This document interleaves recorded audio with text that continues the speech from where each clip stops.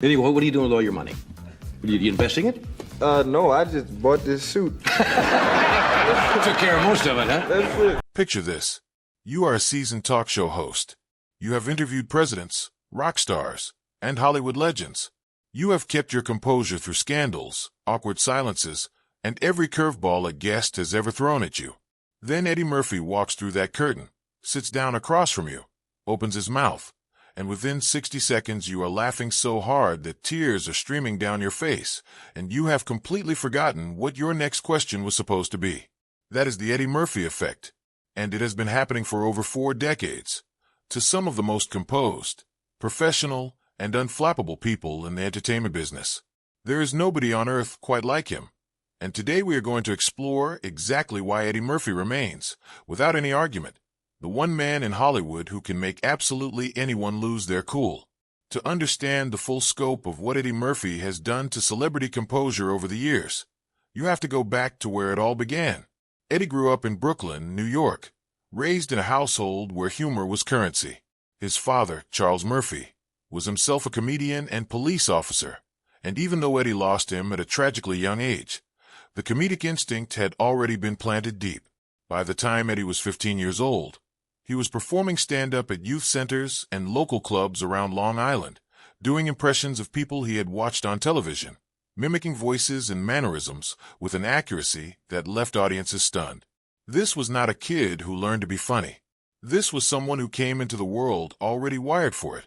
When Eddie joined the cast of Saturday Night Live in 1980, at just 19 years old, the show was in a period of significant transition.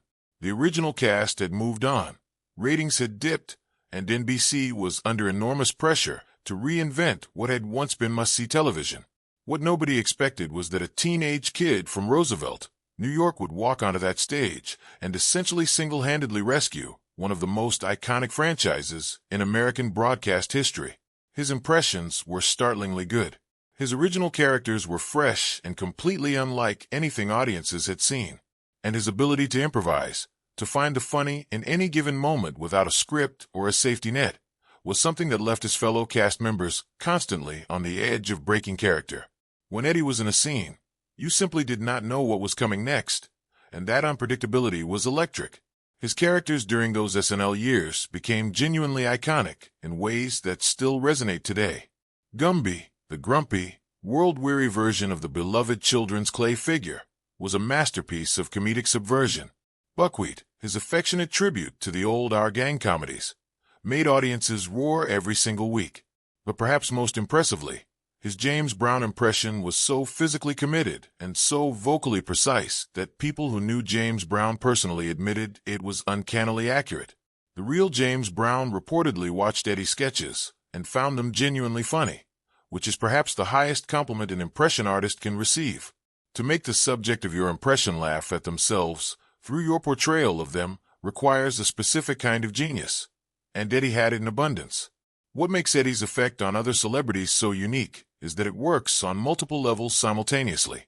On one level, it is purely technical. His timing is immaculate. The pause before the punchline, the slight shift in vocal register, the physical gesture that arrives at exactly the right millisecond to amplify the joke into something transcendent. These are skills that most comedians spend entire careers trying to master, and Eddie deploys them instinctively, the way a gifted musician plays by ear. When you are sitting across from someone with that kind of precision, your own defenses simply collapse because your brain cannot process the joke and maintain composure at the same time. The laugh arrives before you have a chance to stop it. On another level, Eddie's humor works because of its specificity. He does not traffic in vague, generalized observations. He zeroes in on the precise detail, the exact truth buried inside an experience. That makes everyone in the room suddenly feel like they are in on a private secret. This is why his stand-up specials from the 1980s, Delirious in 1983 and Raw in 1987, remain 2 of the most celebrated comedy recordings ever made. Watching those performances, what strikes you is not just how funny the material is, but how completely Eddie inhabits every word. He is not telling jokes. He is recounting experiences, painting pictures, dragging you into specific moments with such vivid detail that you feel like you were there. And when the reveal comes, when the punchline lands, it hits with the force of something you almost feel like you should have seen coming but absolutely did not. The list of famous people who have visibly, publicly, undeniably lost their composure in Eddie Murphy's presence is genuinely impressive. Talk show hosts who have built their entire careers on maintaining cool professionalism have been reduced to helpless laughter within minutes of Eddie settling into the guest chair. What is remarkable is that this phenomenon cuts across generations. It happened to hosts in the 1980s. It happened in the 1990s. It was happening in the 2010s. And it is still happening today. The specific jokes change. The characters evolve. But the fundamental dynamic remains constant. Eddie opens his mouth, and the room falls apart. Part of what makes this so fascinating from a comedic standpoint is that Eddie Murphy is not an aggressive comedian in the way that some of his contemporaries have been. He does not go for the jugular. He does not make his subjects uncomfortable by attacking them directly. Instead, he invites everyone into the joke together. The laughter he generates is communal, shared, something that bonds the people in the room rather than dividing them. This is actually a remarkably rare skill. Many comedians can make audiences laugh at someone. Eddie makes audiences laugh with everyone, including the person who might technically be the subject of the humor.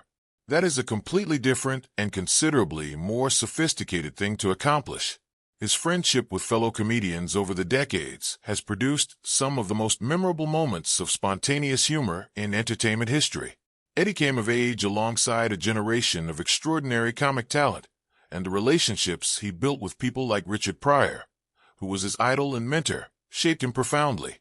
Richard Pryor was the comedian who proved that raw personal truth was the most powerful comedic tool available. Eddie absorbed that lesson completely and built on it, adding his own extraordinary range of voices and characters to what Pryor had established. When the two of them were in a room together, the energy was reportedly something witnesses describe as almost impossibly funny. Two people who communicated almost entirely in jokes and impressions, constantly one-upping each other in the most joyful way imaginable. Eddie's film career, which exploded with 48 Hours in 1982, and then reached genuinely stratospheric heights with Beverly Hills Cop in 1984, created an entirely new category of challenge for his co-stars. Acting alongside Eddie Murphy requires a specific kind of discipline because the man is constitutionally incapable of being boring between takes. Directors working with Eddie on major productions over the years have consistently noted in interviews that maintaining the energy of a film set when Eddie is on it is a unique experience. The crew laughs. The other actors laugh. Sometimes Eddie himself cannot keep a straight face because he has surprised even himself with something that came out funnier than he expected. These moments, when Eddie breaks his own composure, are some of the most endearing because they reveal the genuine delight he takes in the work.